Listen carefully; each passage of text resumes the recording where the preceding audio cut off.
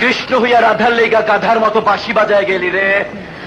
এইবার তোরে ধাঁধা দেখাইয়া আধা জল খাইয়া ওই মাইয়া। তোমরা কি চিনতে পারছো এটাকে? সমস্যা নাই তো, আমি তো আছি তোমাদের চিনে দেওয়ার জন্য। এটা হলো সেই টিকটকার, কিংস টিকটকার, সাপ্রি টিকটকার। টাকার জন্য কি না করতে পারে, নিজে শুয়ে উপরে আরেকজনকে তুলে দিতে পারে। এটাই হলো আঁখি। মুখের সাইজ দেখছো নাকি তোমরা? কেমন করতেছে, মনে হয় একজনে চাপ দিতেই তার কষ্ট হয়েছে, আরেকজন উঠলে তার ব্যথাটা কম হবে এবং ফিলিং জাগবে। বলে না, প্রথমে কষ্ট দ্বিতীয়বার সুখ। আসসালামু আলাইকুম, কেমন আছো সবাই? আশা করি সবাই ভালো আছো। আজকে টাইটেল আর থাম্বনেল দেখে তো বুঝেই গেছো কাকে নিয়ে হবে খেলা। আমারে ভুলেও মানাইলো, ফুলেও মানাইলো।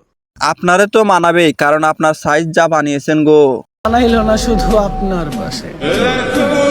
কেন মানাইলো না আমার সাথে? আমি কি দেখতে অসুন্দর? না, আপনার সাইজ বড় বানিয়ে দিছি দেখে আর মানালো না।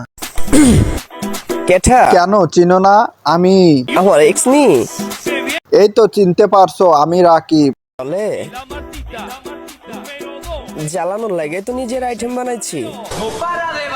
একটু জ্বলবেই তো, কারণ আমার খাওয়া মাল আরেকজন নিয়ে গেলে একটু জ্বলবেই তো।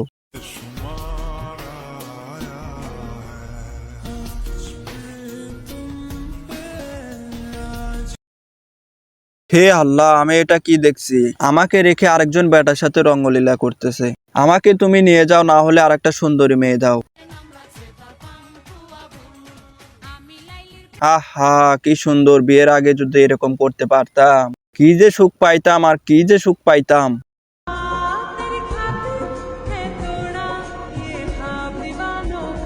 আহা, চেহারার কি সাইজ করছো! আমি বলছিলাম যে আমার সাথে থাকো, থাকলা না, বোঝো এখন।